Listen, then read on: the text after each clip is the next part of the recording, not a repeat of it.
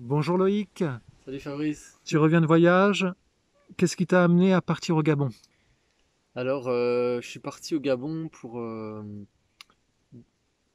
en réponse à la demande de notre communauté, hein, de notre église, des Esséniens au Gabon, puisque ça fait plusieurs années qu'ils ont un groupe au Gabon, mais ils sont comme un peu plus isolés que nous, où nous avons la chance de pouvoir nous réunir tous les 3 mois en Espagne ou au Québec, pour ceux qui sont au Québec où il y a une communauté importante. Eux, les Gabonais, il faut savoir que ils sont beaucoup moins nombreux. Ils ont été un certain nombre il y a des années, puisque Olivier Manitara, c'est un des premiers pays en dehors de la France où il est allé partager l'enseignement des Esséniens dès l'année 97, euh, où il a été accueilli par Maman Yvette, celle qu'on appelle Maman Yvette, euh, mais qui est décédée maintenant. Et donc, un peu avant et suite à son décès, le groupe des Esséniens s'est un peu dispersé. Et puis, il s'est reconstitué il y a pas si longtemps. Donc voilà, ils sont une petite vingtaine. Et ils avaient vraiment besoin d'enseignement. Déjà, ça m'avait beaucoup marqué parce que je n'étais jamais allé dans un pays d'Afrique. Bon, Haïti, c'est pas l'Afrique, mais en réalité, c'est le peuple noir. Et vraiment, j'ai été touché, marqué. J'ai pris beaucoup de leçons de la part de ces êtres-là, parce qu'ils sont d'un accueil débordant, ils sont d'une générosité, alors que si on prend nos critères occidentaux, on va dire que c'est des pays pauvres, etc. Mais en réalité, j'ai rencontré les peuples les plus riches que j'ai rencontrés à travers que ce soit les Haïtiens ou les Gabonais. Ce sont vraiment tu as parlé d'âmes, eh ben, c'est vraiment des âmes, dans le sens des âmes vivantes, des êtres qui, même si les conditions extérieures sont pas faciles, la vie est dure, ils n'ont pas beaucoup d'argent, eh bien, c'est toujours l'abondance dans les repas, dans l'accueil, dans le partage. C'est très riche, quoi. J'ai été accueilli à l'aéroport, ils étaient plusieurs à m'accueillir. Après, on a partagé le repas. Ils se sont mis à jouer de la musique, du piano. Euh, à chanter Bob Marley. Voilà, c'était la fête, quoi. C'était vraiment la joie, l'accueil, la chaleur du cœur. Et vraiment tout au long de mon séjour, ça je tiens aussi à leur rendre hommage. J'ai eu deux mamans, c'est-à-dire que là-bas, ce qui est beau aussi en Afrique, c'est pas que le Gabon ou Haïti, mais c'est que une femme qui a atteint un certain âge, c'est maman, c'est une maman. Et elles sont toutes des mamans, et on les appelle maman, euh, maman Isabelle, maman Jacqueline, maman Bernadette. Voilà, elles sont toutes des mamans. Et ça, vraiment, c'est beau parce que c'est une vision plus large de la famille. Tous les enfants dans une communauté ou même dans un quartier sont les enfants de toutes les mamans. Et, euh, et pour les papas, c'est pareil. Les jeunes appellent papa, ils ont plusieurs papas, donc plusieurs mamans. Et c'est très enrichissant parce que voilà, c'est vraiment la famille, beaucoup de valeurs, de choses qu'on a perdues dans nos contrées occidentales. Euh, demeure vivante là-bas dans ce peuple d'âmes qui est vraiment étonnant, très chaleureux. Donc c'est ça, je tiens à rendre hommage à ces deux mamans. Donc maman Aziz et maman Isa, hein, qu'on verra, je crois, dans le reportage. Euh, elles m'ont accueilli de façon incroyable et c'était vraiment très enrichissant. Et de cet échange, de ce partage d'âme à âme, qu'est-ce qu'il en ressort alors? Quelles sont les perspectives de demain pour la nation essénienne, pour réunir ce peuple dans l'unité? Mm. Alors la chose qui est pas évidente au Gabon, c'est que les églises, donc chrétiennes, hein, la plupart, l'islam est très présent aussi, hein, au Gabon, mais les églises chrétiennes pullulent, foisonnent. Donc ils ont du mal forcément à faire la différence entre les différentes manifestations du christianisme qu'il peut y avoir et l'essénisme, la religion essénienne qui est quelque chose de particulier, qui présente Jésus et le christianisme sous un autre angle, beaucoup plus large, beaucoup plus universel, parce que pour nous, on ne focalise pas forcément sur la personne de Jésus, mais euh, on voit dans Jésus la manifestation de cette sagesse qu'on appelle essénienne, mais qui est universelle et dont on retrouve les bases, les fondements dans le bouddhisme, en Égypte, chez les Amérindiens, dans l'animisme, que c'est beaucoup plus large, beaucoup plus grand que ce qu'on imagine. Alors j'ai été confronté à beaucoup de questions aussi sur, c'est ça, sur le christianisme, sur notre vision du christianisme, euh, sur la façon dont on considère Jésus, puisque pour eux ils sont encore dans ces idées que voilà, Jésus est venu pour nous sauver, qu'il est l'unique sauveur, euh, que le salut passe par Jésus. Et ils mettent Jésus un peu partout. On appelle Jésus un peu pour tout et n'importe quoi. Euh, mais on attend, malheureusement, c'est comme dans beaucoup de religions, on attend que le salut, on attend d'être sauvé toujours par quelque chose d'extérieur qui va nous sauver comme par miracle. Alors que Jésus lui-même a dit cette parole que je trouve incroyable, qu'on devrait plus méditer. Il a dit celui qui veut sauver sa vie, donc justement, celui qui attend d'être sauvé, donc c'est-à-dire tout ce qu'on met en avant dans les religions, celui qui veut sauver sa vie la perdra. Parce qu'il pense qu'à lui, il pense que son salut, c'est uniquement d'être sauvé lui et d'être libéré du mal sans travailler sur lui. Il dit celui qui veut sauver sa vie la perdra, mais celui qui la donne à cause de moi, à cause de la lumière, celui-là gagnera la vie grande, la vie éternelle, la vie immortelle. Donc, euh, euh, c'est pour ça, je pense qu'ils sont comme maintenus aussi en pauvreté parce que euh, ils attendent que la richesse, que tout vienne par un sauveur, par l'extérieur, et ils comprennent pas que c'est à eux de donner leur vie. Mais je dis ça, là je parle du Gabon, mais en réalité c'est pareil pour dans toutes les religions et même pour nous en Occident. Sauf que nous, on a enlevé la religion, donc on a mis notre foi. Maintenant, aujourd'hui, nous les Occidentaux, ça va être la même, finalement, le même comportement, mais vis-à-vis des banques, par exemple. C'est-à-dire qu'on met notre foi dans un système où on croit que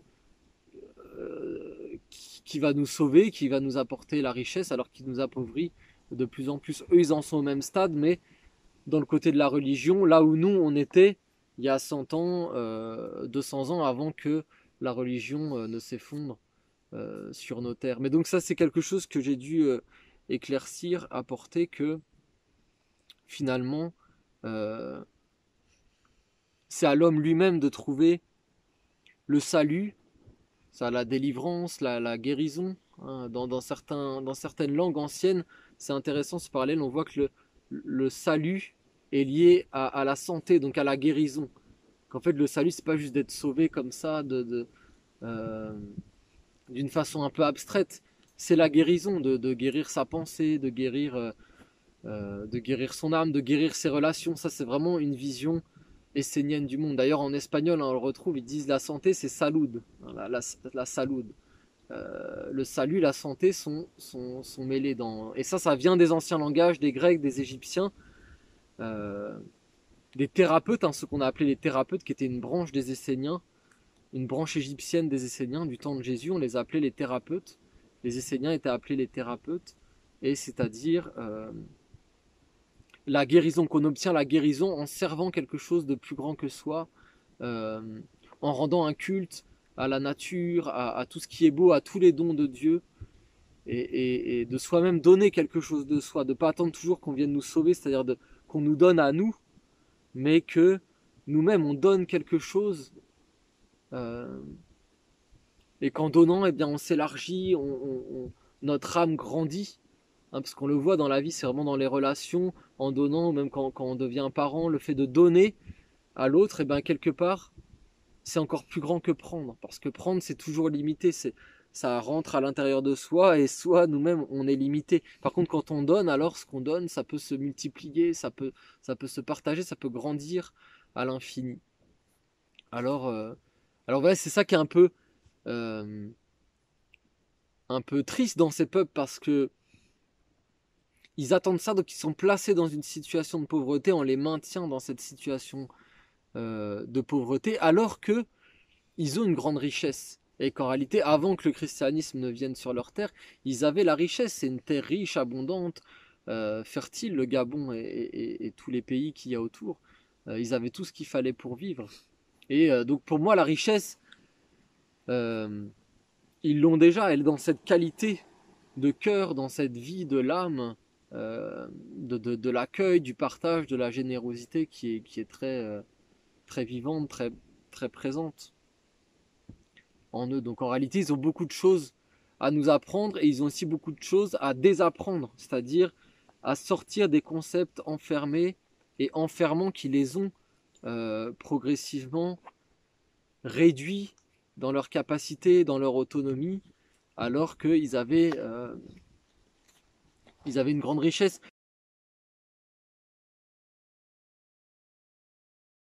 On commence avec notre invité et puis on aura pas comme juste après. Alors parlons de ce qu'est l'église essénienne. Si vous êtes présent à Libreville, c'est que cette église existe bel et bien, elle est bien implantée au Gabon. Et peut-être déjà nous présenter ce que c'est comme communauté, ou comme est-ce que c'est une communauté, une congrégation, comment on qualifie?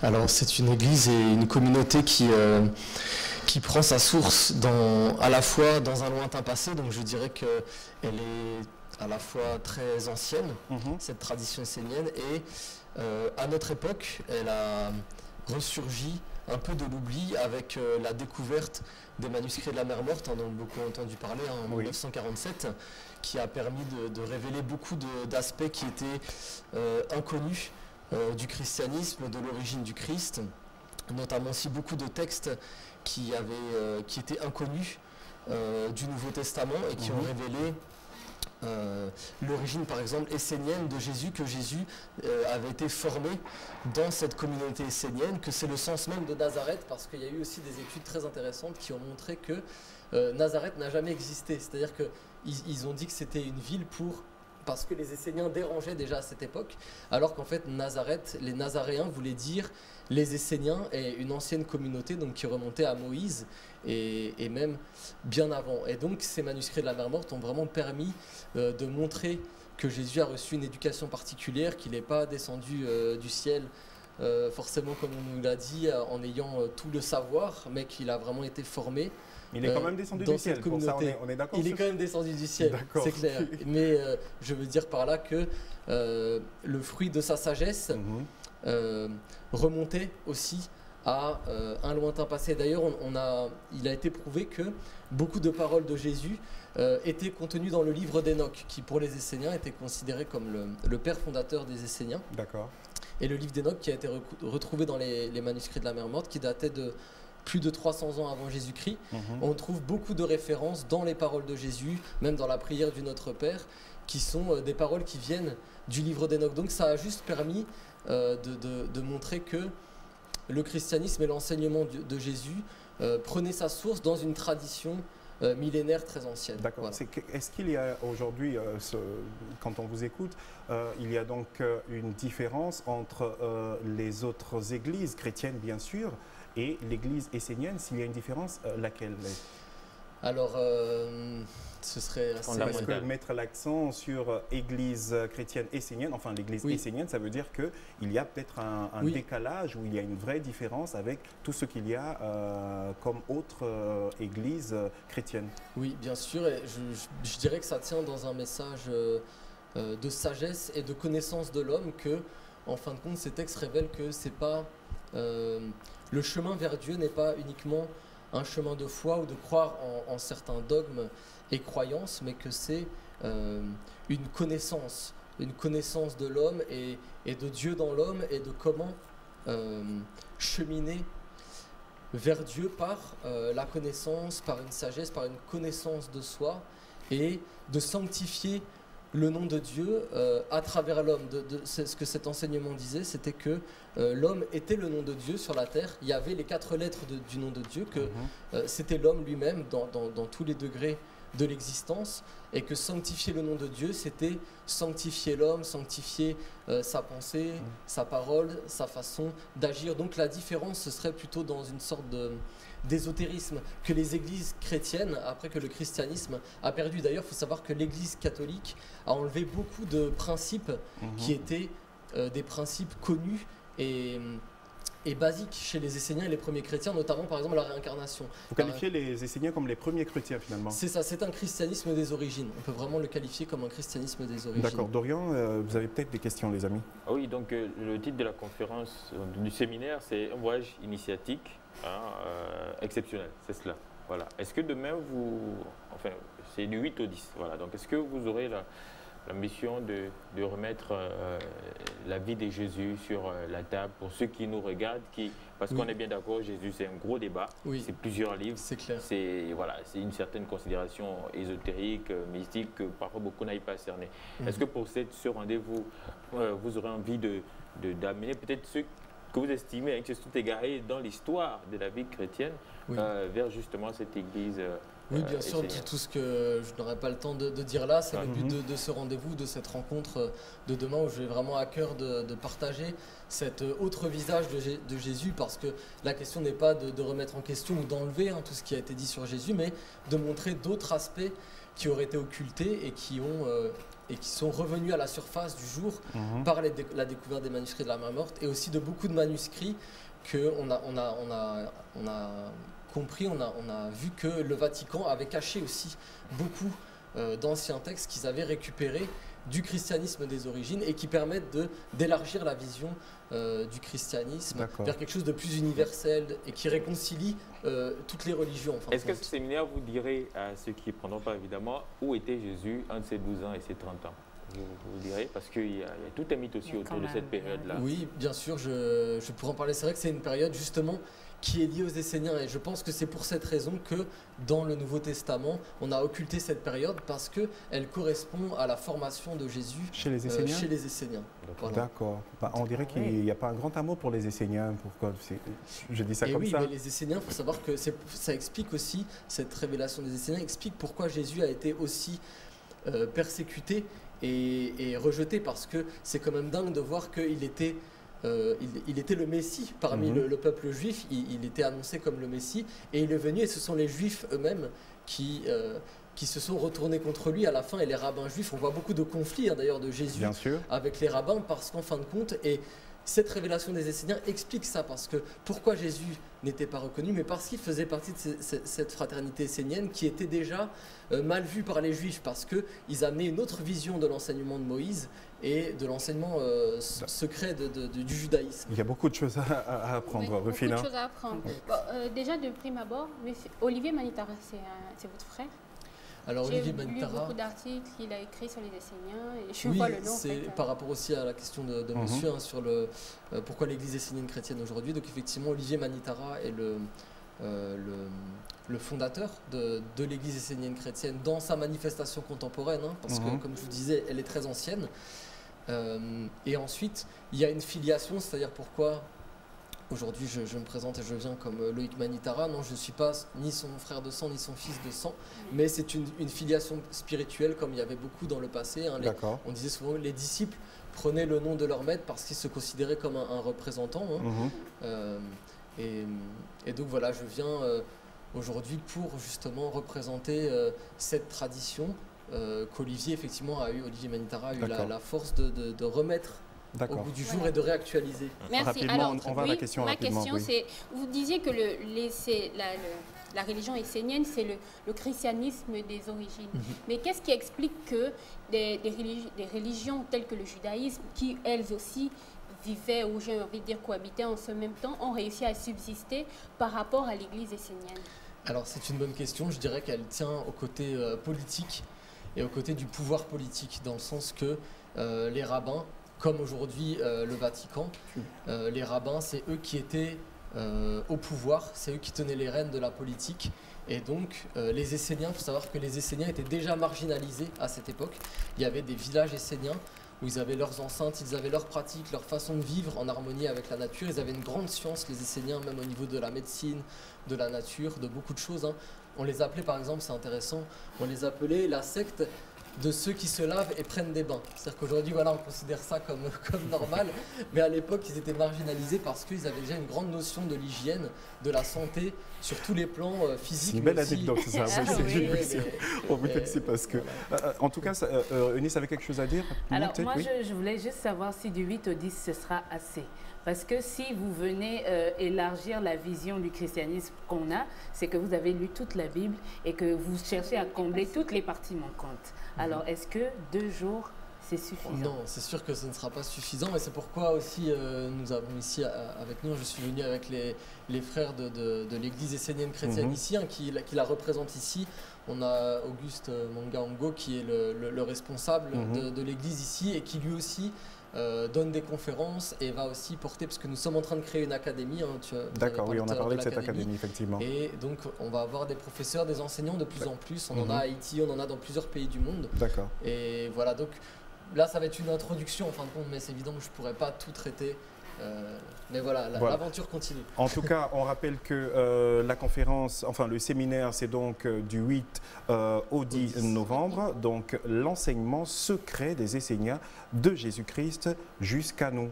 Donc il y a tout ça à découvrir et puis cette conférence, on dit, elle est gratuite. La partie conférence est gratuite. Oui. Donc tout le monde peut venir débattre, tout le monde peut venir discuter. C'est ouvert, c'est pour que le partage soit le plus ouvert possible qu'on l'a mis gratuite. Voilà. Est-ce qu'il y a une autre information que vous souhaitez rappeler avant de vous laisser partir? Après, j'avais amené ici, vous voyez, c'est la Bible essénienne, parce qu'en fin de compte, voilà, je voudrais finir avec ça, parce que c'est vraiment l'œuvre incroyable des Esséniens contemporains, c'est d'avoir réalisé ce livre en se réunissant pendant 13 ans, donc tous les 3 mois, autour des 4 archanges qui étaient connus par Enoch et qu'on retrouve dans la Bible, l'archange Gabriel, l'archange Michael, l'archange Raphaël et l'archange Uriel, qui lui, bizarrement, a été excommunié, même ça, l'Église a excommunié un archange. Vous avez envie de dire toutes ces choses-là à la conférence, on le sent, on sent que tout ça, ça va, on sent que ça va sortir.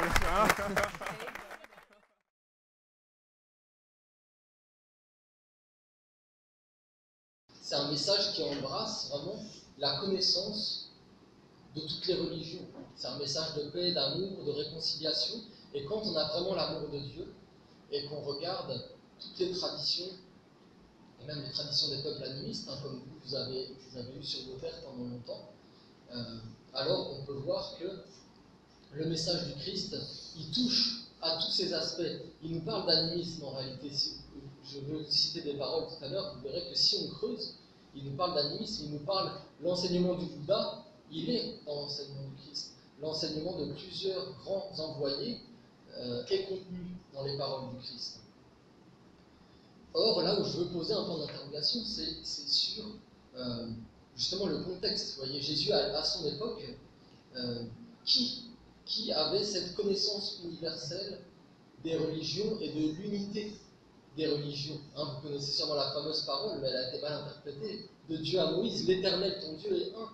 Ça veut dire, il n'est pas un que pour toi, Israël et peuple juif. Ça veut dire, l'Éternel, ton Dieu est un à travers tous les visages et toutes les religions du monde. Il n'appartient pas à une religion en particulier.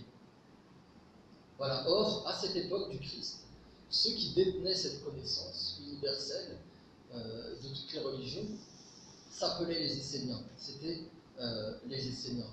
Et oui, parce que Jésus, si on regarde concrètement, Jésus, il n'était pas chrétien, puisque le christianisme n'existait pas. Jésus lui-même n'était pas chrétien, le christianisme est apparu plusieurs siècles après Jésus.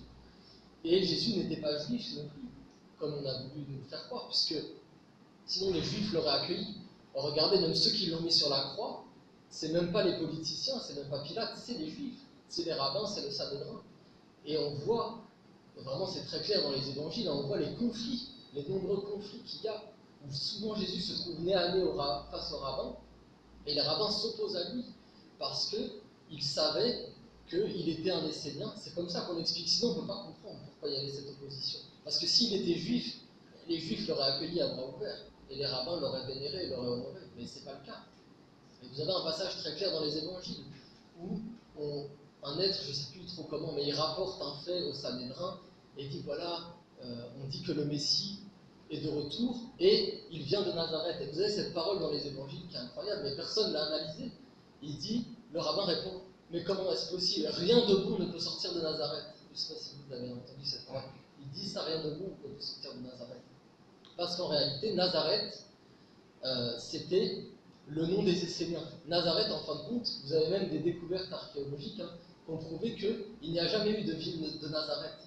Donc c'est un mensonge. On nous a dit Jésus de Nazareth, sans nous dire qu'est-ce que c'était. Et on a dit que c'était une ville parce qu'on ne voulait pas parler des Esséniens et dire que Jésus est un Essénien. Parce que Nazareth, ça voulait dire les Nazaréens, et ça désignait, c'était le nom même des Esséniens.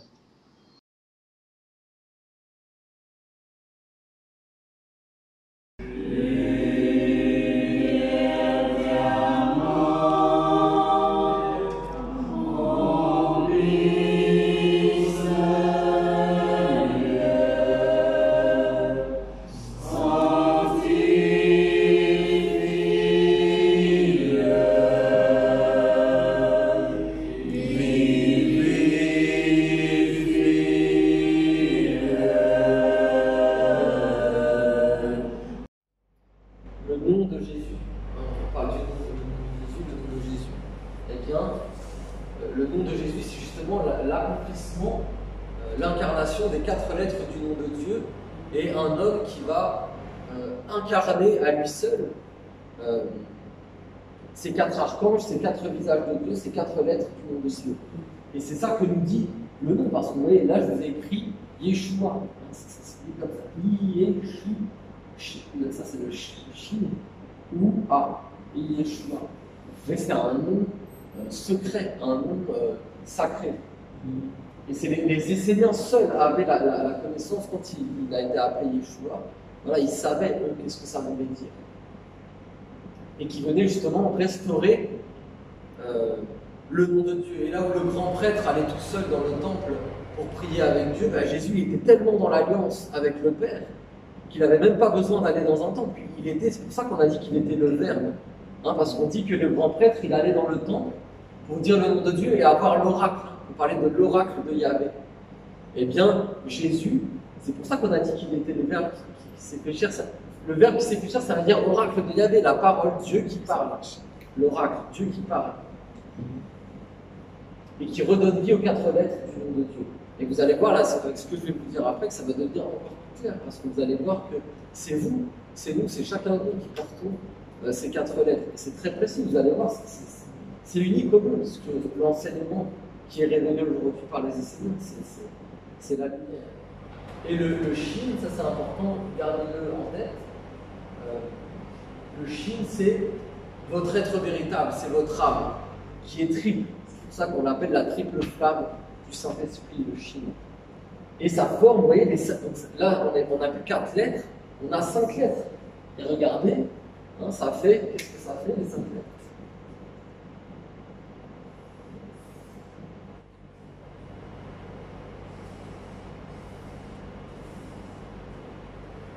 Le pentagramme. Le pentagramme des mages, l'étoile des mages. On dit que les mages, ils ont reconnu Jésus par le signe de l'étoile. C'est ça, Yeshua, les 5 lettres. L'homme qui est dans la lumière, dans la plénitude. Vous avez le Shin ici, en haut, et les 4 lettres du nom de Dieu qui sont à l'intérieur de nous, notre pensée, notre cœur, notre volonté et notre agir. Ouais, c'est 4. Et c'est lié aux 4 éléments. Voilà ce qu'il a révélé Jésus par sa venue. Donc c'est tous les hommes, vous voyez que c'est pas un homme il y a 2000 ans qui doit faire ça, c'est tout qui nous a montré l'homme véritable qui se tient dans le pentagramme et qui est conscient des 4 lettres en lui et dans la nature, à travers le feu, l'air, l'eau, la terre, à travers les règnes, je vous ai parlé des règnes hier, à travers les hommes qui représentent le feu, les animaux qui représentent l'air, les végétaux qui représentent l'eau et les minéraux qui représentent la terre. Vous voyez, c'est partout. Le nom de Dieu, il est partout écrit.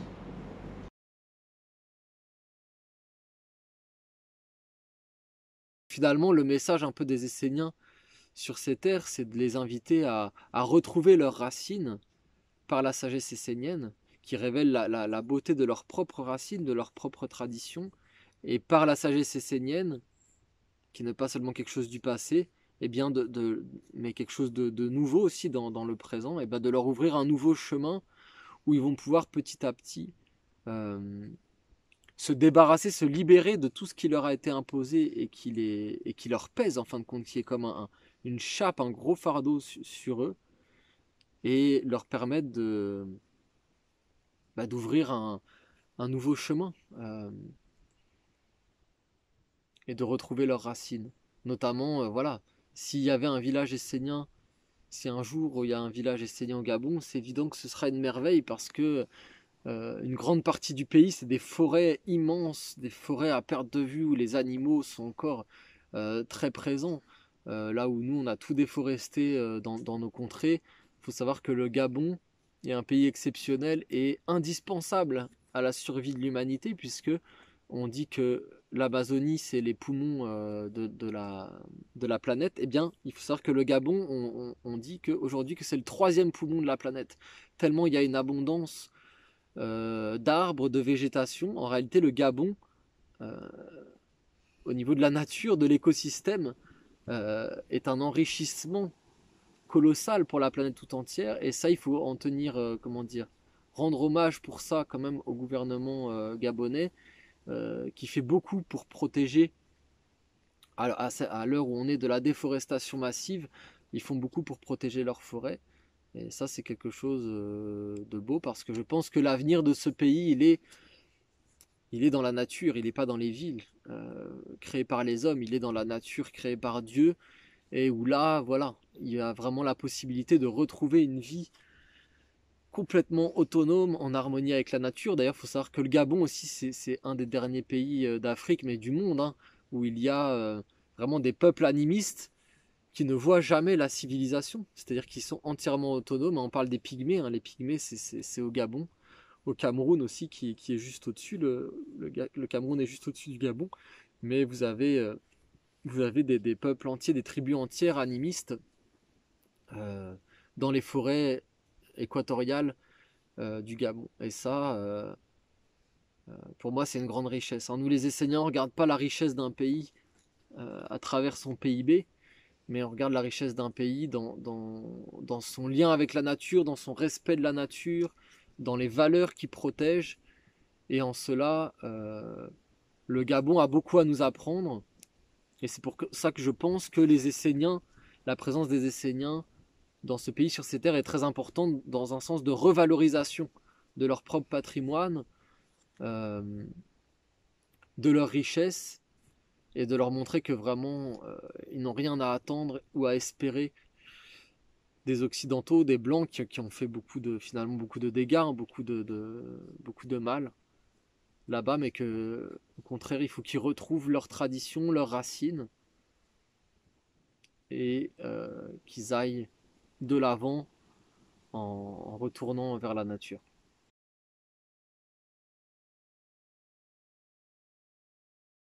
Alors, depuis que vous êtes essénien, qu'est-ce que ça a transformé en vous? Quelle transformation avez-vous senti en vous depuis que vous êtes devenu essénien? J'ai une nouvelle façon de voir la vie. J'ai compris que dans la vie, Dieu est visible par la nature, ce qu'on ne disait pas forcément.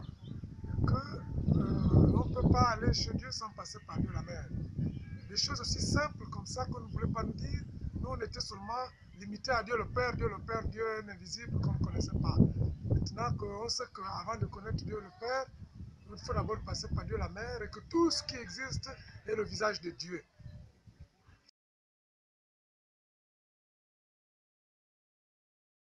Il y a beaucoup de choses dont j'ignorais vraiment le sens, surtout au niveau de la Bible, au niveau de prendre contact avec la nature, avec les 4 éléments, Michael, Gabriel, Raphaël, Uriel, que j'avais déjà en moi, mais que je ne savais pas comment les expérimenter. Voilà, au sorti de cette conférence, j'ai eu beaucoup à apprendre et j'ai expérimenté ça sur le terrain dans mon quotidien, plus précisément chez moi à la maison.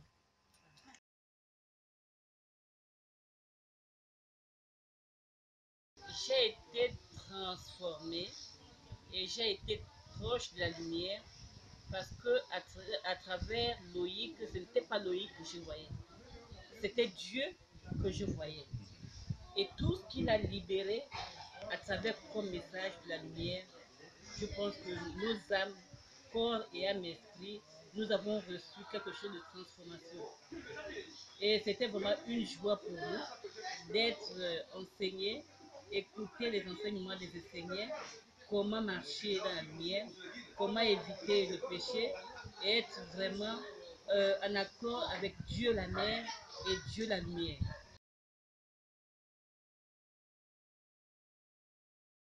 Mon témoignage est grand. Ma rencontre d'abord avec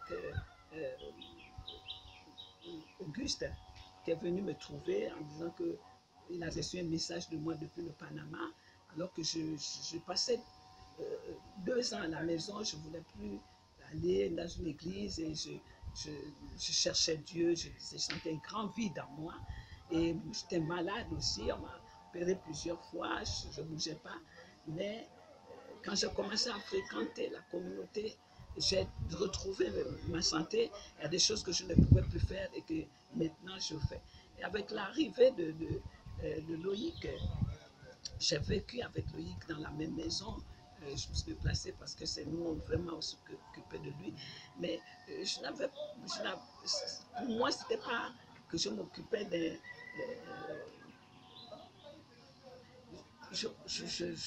Je prenais soin de Dieu à travers lui. Voilà l'impression que ça me donnait. Je ne prenais pas soin d'un homme, d'un corps, de quelqu'un qui était là, mais je compris le prendre soin, de ce qu'on nous enseigne chez les enseignants.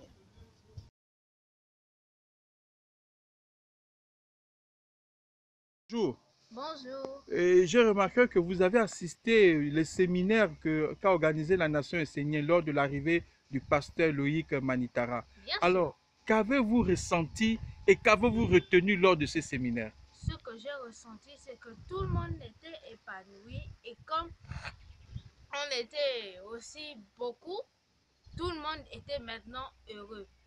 C'est maintenant que j'ai remarqué que quand on avait terminé ce séminaire, les vœux que j'avais dans le cœur se sont réalisés et on s'est détaché du mauvais monde, de la saleté pour aller dans un monde élevé.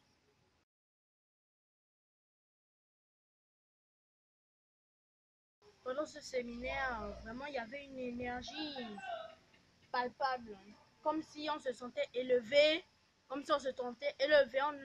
se détachait complètement du monde matériel pour aller dans le monde spirituel. Vraiment, c'était sensationnel. Ok. Et à l'avenir, comment voyez-vous la nation essénienne, l'église essénienne, comment voyez-vous cette église au Gabon? Ben, je la vois comme une grande marque de spiritualité dans le monde et j'espère qu'il y aura beaucoup plus de gens pour que notre nation grossisse, pour qu'elle soit peuplée, beaucoup peuplée comme ça, si nous transmettrons ça aux générations futures.